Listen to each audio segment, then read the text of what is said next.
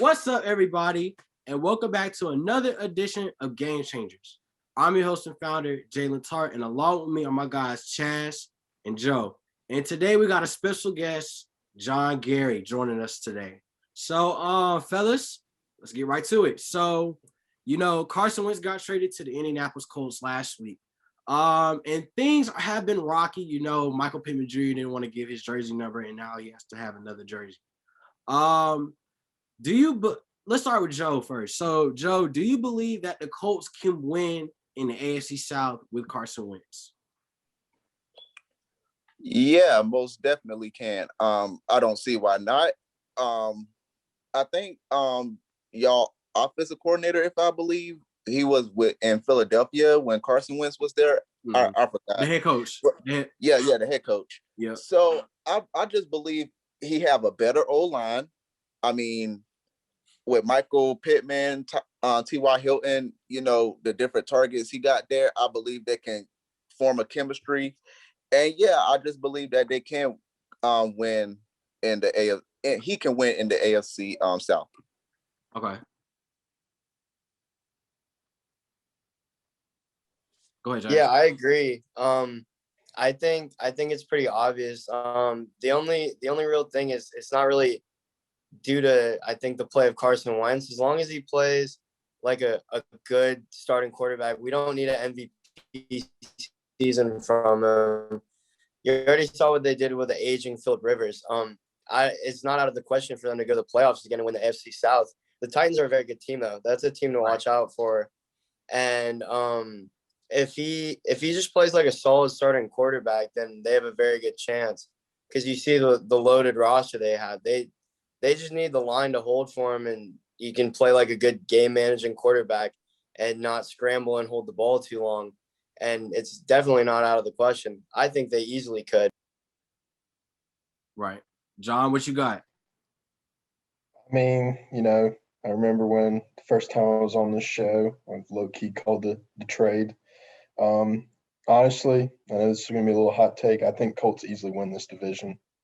I mean, I think if the Colts get a star wide receiver on the free agent market, an Allen Robinson type of guy, or maybe Chris Godwin, I mean, that is very scary because that offensive line is going to do its job regardless. Mm-hmm. That defense is crazy. Carson Wentz, you don't need him to be that star kind of quarterback. I mean, he can be like how Jared Goff was with the Rams. Not that great, but led him to a Super Bowl. That's all he's got to do. And, I mean, the team's going to, play good as well. So, me personally, I'm a diehard Colts fan, okay? So, yes, I like our chances, but it's not going to be that easy. You got to go through Derrick Henry and the Titans. Now, with the Jaguars drafting Trevor Lawrence in the draft this year, when it happens, they're going to be okay. They have a young offensive core, but the defense is what's holding them back. The Texans discombobulated. They're the last. We just have to worry about Derrick Henry and the Titans. And more importantly, we do have a great offense to make some noise in the AFC conference. We'll be the top teams with Kansas City, Buffalo. I mean, it's a lot of good teams, but I think this move for Carson Wentz was great in the timing, and he needed that restart with Frank Reich in the Indianapolis Colts. Yeah, but I just don't see them coming out, the Colts coming out on top, because I can see them in a solid second, but I can't really say that they're going to be on top because we still haven't seen Carson Wentz in Indianapolis yet. Mm-hmm. So right now it's probably still Tennessee, but I mean, y'all can compete for the top seed, but I'm not just going to say that, y'all going to go out on top yet. But we'll see. Do you think they're the wild card team if they don't win the division? Do you think they make it in the playoffs? I mean, we were the wild card team this year. But the thing is, that's what I'm saying. Like, even if they get second, do you think they still have a winning record enough to go through the playoffs? I mean, I think they can, but it's going to be tough because the AFC is a pretty tough division by itself. But like I said, I still see Tennessee on top, and Indianapolis probably going to get that wild card spot. like they did last year. So yeah, to answer your question, yeah, I can see that. I can see that happening. Okay. Yeah, So cool. So we're gonna move on. We're gonna switch gears here to the quick pitch segment. So fellas, the NBA All-Star, the reserves came out yesterday, and some people were not too happy about who was selected and who got snubbed. But one question that I had that I personally believe that nobody's not talking about. But fellas, do you believe that Luka Doncic deserves to start in the NBA All-Star game? Or does a reserve that was picked last night deserves to start in the All-Star game?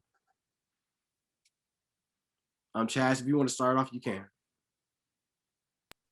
Yeah, it's no disrespect to Luka at all, but Damian Lillard should have started over Luka Doncic. And like I said, nothing against Luka, but when you look at Portland and the success that they're having compared to Dallas, and Damian Lillard's averaging 30, almost 5 and 8 a game, to me that's a no-brainer. I think he's one of the most clutch players in the league, and he's been playing great, like exactly like I expected him to play. And it's no disrespect to Luka, but he's just being outplayed, and the team's doing better. So for me, it should. All right, Joe, go ahead. I disagree because I love Damian Lillard. He's probably the second best point guard or third behind Curry and or Kyrie. But the reason why I disagree is because Luka is that type of player that he's magical. And when he played against my Warriors the other night on primetime of ABC, he hit 2 clutch threes. I was pissed off that night anyway, but I'm getting off track. But yeah, I disagree because even though his team overall not doing good, he's still giving them a chance. All they really have to do, the team per se, is to step up with Luka, and they'll have a chance for a playoff push. But Luka definitely deserved to be the starter. It was a tie. I think it was a tie between him and Dame anyway, but I just believe Luka was the undeciding vote. So it could have went either way. So I'm not mad at the pick. I agree with the starters.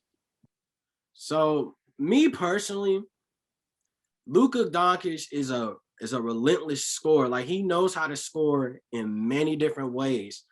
I think he's along that class with Zion Williamson. Even though he's not that athletic, he's with that elite group with Zion Williamson. And I forgot to put it on top of my head. But I gotta disagree with this. Damian Lillard, the closer, that's my nickname, the closer Damian Lillard. You can't deny that. Like, there's no way around that. Like, people are sleeping on this man, literally sleeping on this man because of the way that he can score and the way he can close the game. I mean, I'm not mad at the Luka Doncic pick, but it could have been way more decisive to have Damian Lillard started over Luka Doncic this year. John, go ahead. I mean, yeah, that fifth spot in the starting lineup. I mean, Luka, you can have Damian, you can have Donovan Mitchell in one of those spots, right? Luka, they're all having great years. Damian Lillard's the clutchest player in the regular season I've ever seen. But when it comes to the starting lineup, you got to have your jersey sellers in there. And if you look at it, Luka's obviously going to sell more jerseys than Damian and Donovan. So you have to put Luka in the starting lineup. Now, is it the right choice? Probably not. I personally would have put Donovan Mitchell or Damian Lillard, probably Damian Lillard, because I think he's having a better season than Luka. But at the end of the day, the NBA All-Star game, you're never going to have the right guys in the starting lineup. You're never going to have the right reserves. So it's always going to be a battle to get those guys in. But, yeah, Luka probably shouldn't have been, but you also got to have those jersey sellers in your starting lineup. So. And the thing is, I know Damian is a closer, but Luka is a closer too. I mean, when it's down to about 2. Have you seen that shot that he shot against Boston? Yes. That's why. Yes, he shot. That's what I'm saying. I'm not mad at it.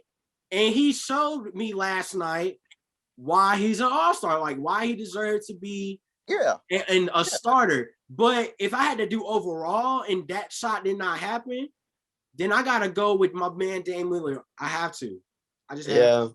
I mean, they're both clutch. That's the thing. Right. If you look at them, they're both insanely clutch players. One has a better record, and they're similar stat lines. So I just feel like when your team is winning and you have the same stats and you're both as clutch, I mean, the guy who's winning games deserves to be the all-star more or the starter more, in my opinion. And people don't know that Luka's been playing professional basketball since 14.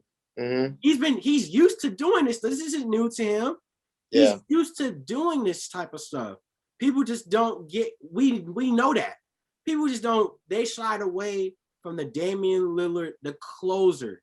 The one that sent Paul George home, the one that sent Patrick Beverly home. Okay, like people forgot all about that. Anywho. But you remember when Luka, he didn't beat the Clippers like overall in the series. But have you seen the shot in the bubble? Yes. What Luka did? I mean, they're like you said, they're both clutch players. They both can, you can rely on both players to close the game out for you. But as you said, like for the All-Star game, I mean, it could have went either way. So like John said, and it's, jersey sellings and stuff, Luka was pretty much the right choice. I mean, I love Dame. He's one of my favorite players, but still, just to start the All-Star game, I think I wasn't mad at the Luka being a starter. Luka even said it himself, though. He said he was surprised that he was the starter. He thought that Damian Lillard deserved it more than him. And so when you look at like even he thought it. So I feel like that has to say something too, though. When you're surprised that you're not, or when you surprised that you're the starter instead of him, I think you gotta like note that too, Right.